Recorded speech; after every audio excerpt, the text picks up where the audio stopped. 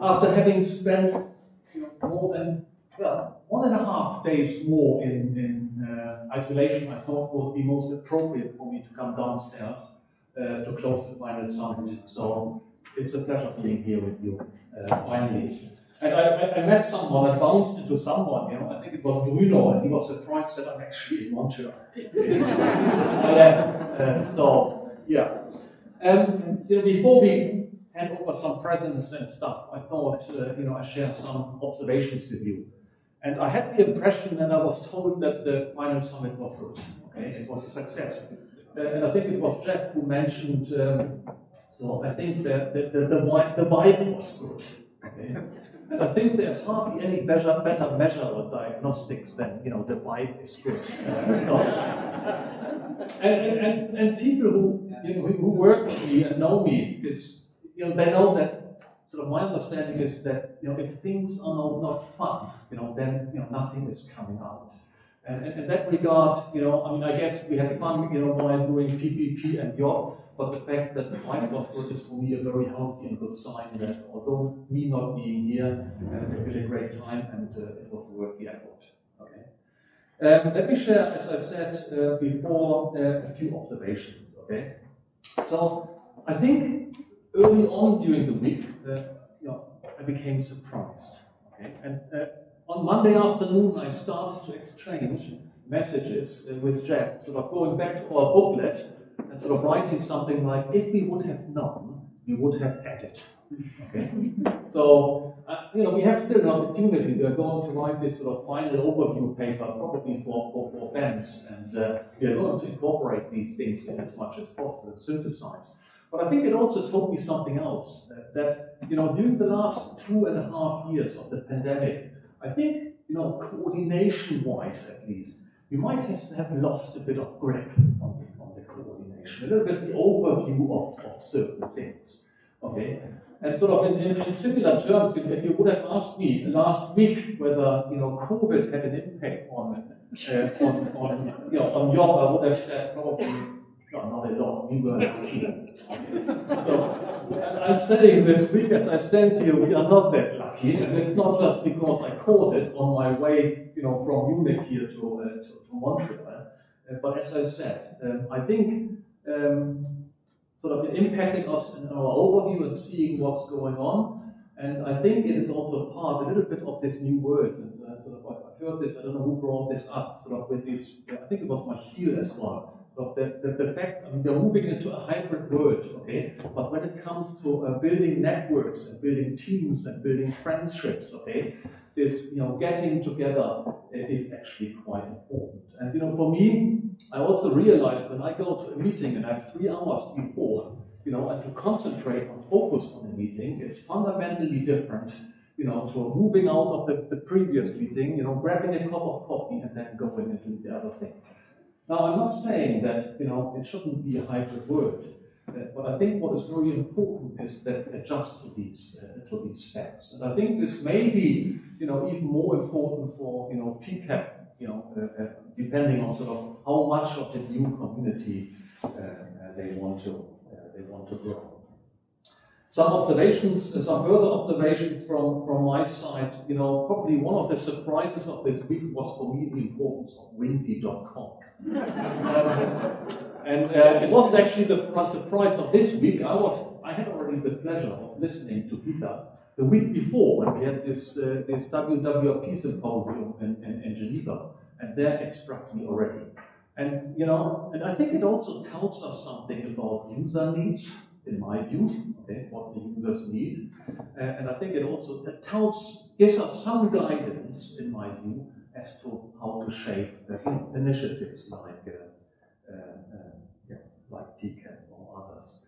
And I think what also adds a little bit to me, people who know me know that I'm very much interested in the ideas of digital twins. Okay, and for me, a twin, there's this one aspect is interactivity, but I think the twin also puts the bar very high in terms of the degree of realism.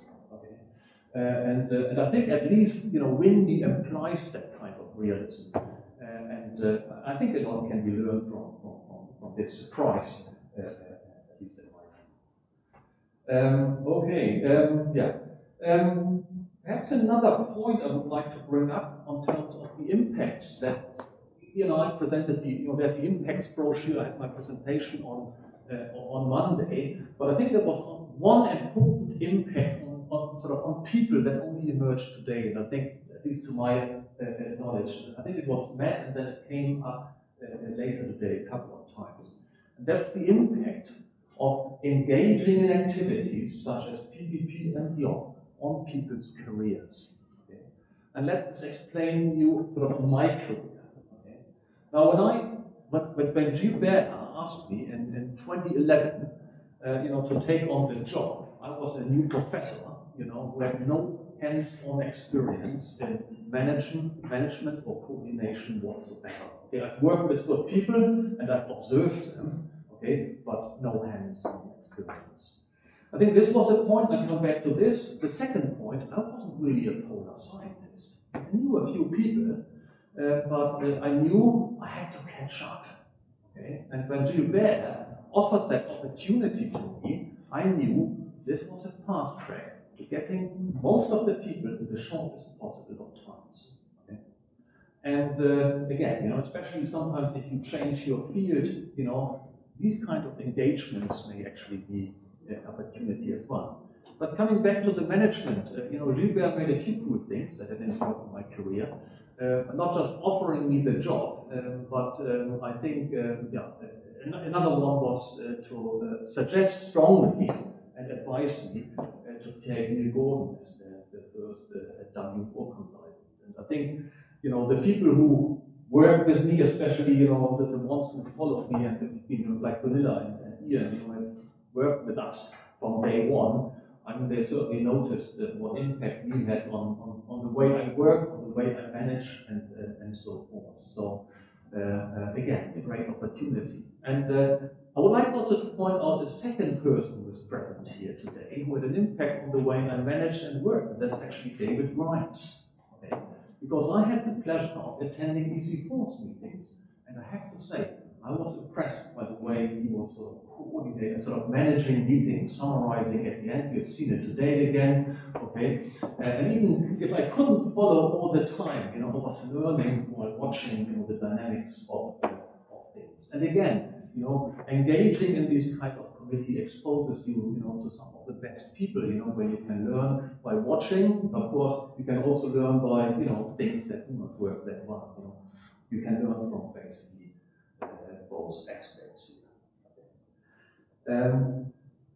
In terms of why it has functioned, let me add something. I think we summarized a few things, and in order to provide guidance for PCAP, something working out what are the ingredients in making this a success is absolutely critical. I think Ian started this discussion with challenging me on Monday morning and asking basically, what are the ingredients? I'm not going to repeat all of them, but I would like to add one that in my view is very important and that probably didn't feature prominently enough yet. And that's the engagement of numerical weather prediction centers. So when a third person, influenced me, when I was offered the job by Gilbert, that was actually Peter Lemke. Okay? Peter Lemke, without him I wouldn't have gone to Army. He convinced me that this would be a good place to go. And he also, in a way, convinced me, not much convincing was necessary anymore at that stage, once I spoke to Gilbert and David Burbidge. But he said, Thomas, this is different from many other projects because you will be having the backing of the numerical weather prediction centers. And that's quite a power. And I think that's something to keep in mind as well, for PCAP or any follow-on activity. If we shape the objectives and the foci, that they also match and fit, the needs of the prediction centers, because this increases the chance that we get a very strong buy-in. In my view, the field, what we are doing, this is a necessary requirement.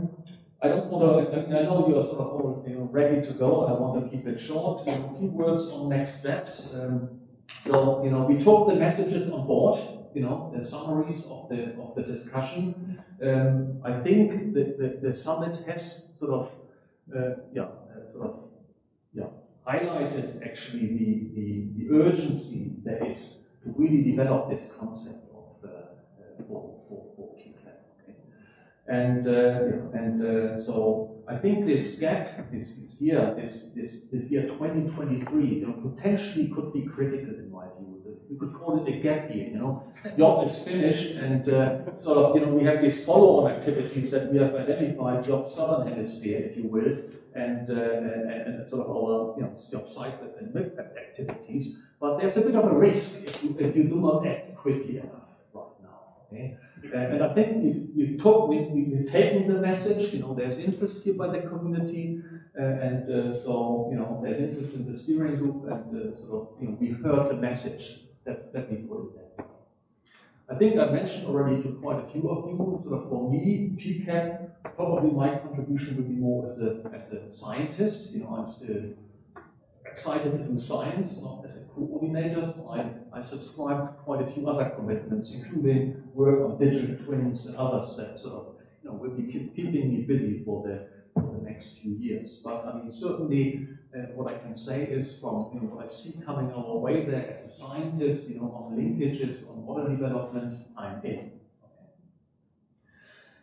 I think with this, I don't really need to summarize the sort of I see my foci.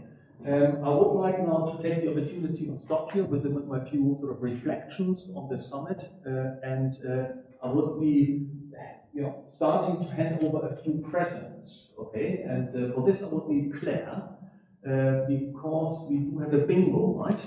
Yes. Please come forward.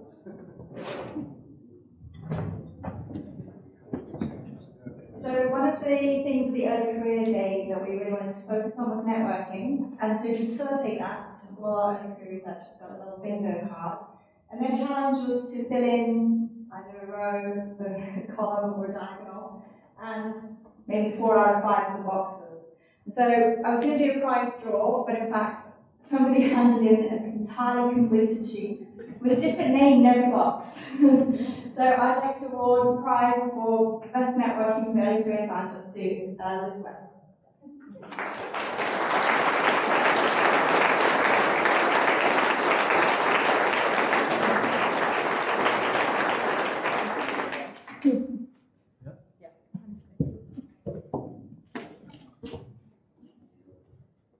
Okay, so then on my list, we are coming close to the end, closing the summit. Before we do that, or before I do this, I would like to, you know, voice a few acknowledgements here.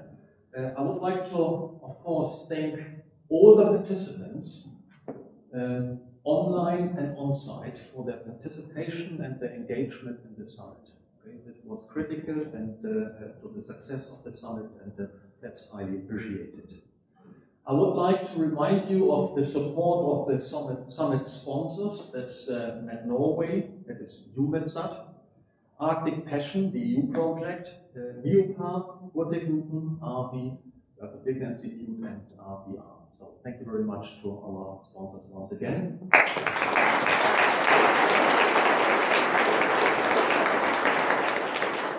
Special thanks also go to our, what I would call, local hosts, our friends and colleagues from CMOS, but also our colleagues and friends from Environment and Climate Change Canada. So thank you very much.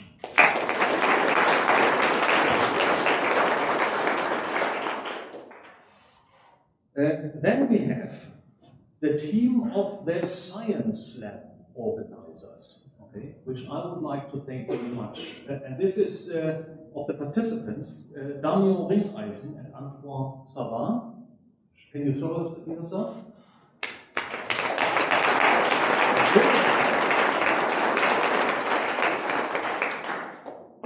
Also contributed to the planning of the Science Slam did Ketra Campbell-Rieten and Geneviève Degré-Timon.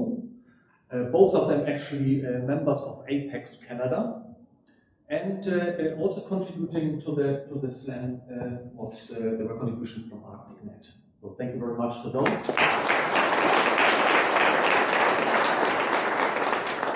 And then I have a long list of people who were attending or sort of contributing to two major organizing committees, an organizing committee and a task team. So that was, and I go through the list and then you can have one, sort of joint round of applause. It's Barbara Casati, myself, it's Lynn, Jeff Wilson, Rex Smith, Lorraine Hughes, Gordon Griffiths, Jim Abraham, Jon Christiansen, Danny Dumont, Gwen Grimoire, Kirstin Werner, and Nadine Hillenbrand. Okay.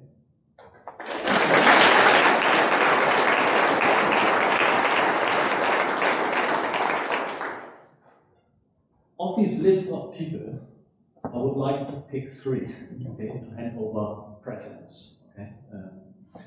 And the first person I would like to hand over a present is Claire, for her outstanding contributions, I think, to the early career scientist component of the summit. I have to say, she didn't only organize the early career component that you've seen here, she has also organized a very cool school in Rimouski that never happened.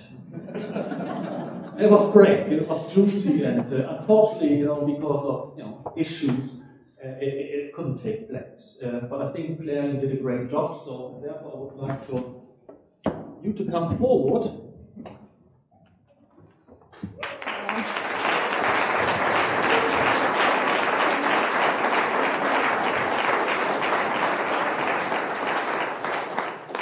So, and then I had, then next on my list, you Jeff,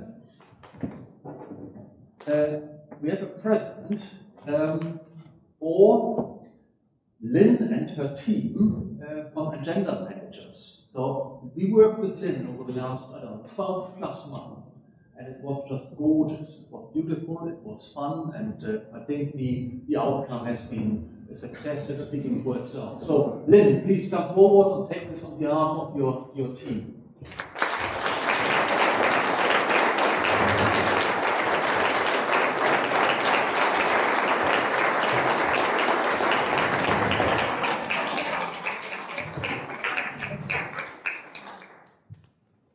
And last but not least, le grand finale. I would like to hand over the present to our, I would say, main organizer of the final summit, Barbara Casati.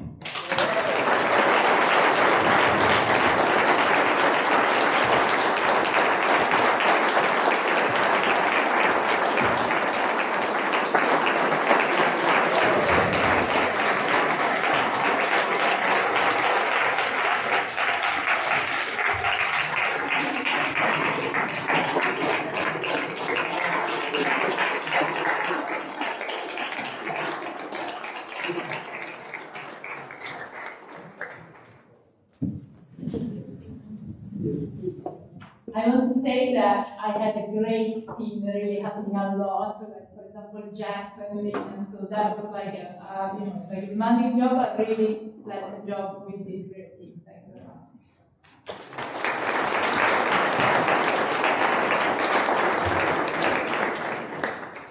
And with this, at exactly 5 p.m. on Thursday afternoon, I'm going to close the final summit and wish you all a great day and a safe journey home. Thank you very much.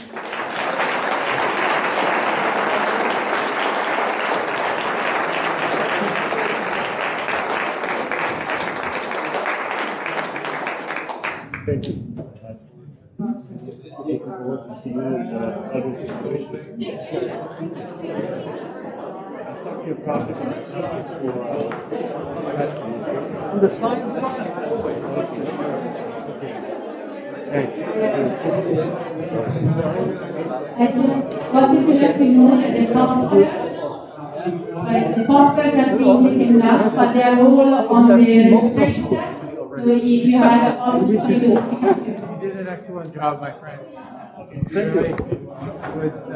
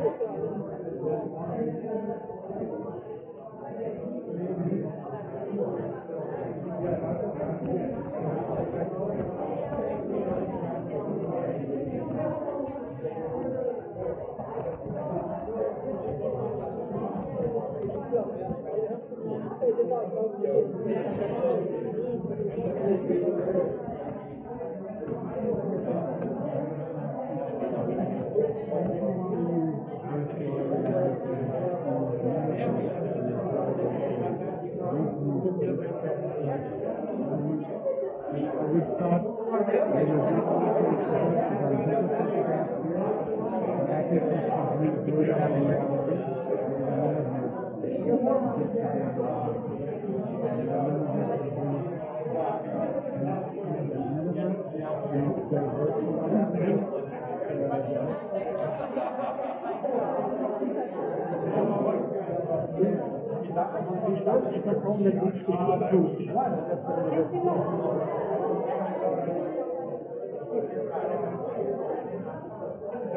didn't get you a chance to welcome you to Montreal, but I feel so bad for you.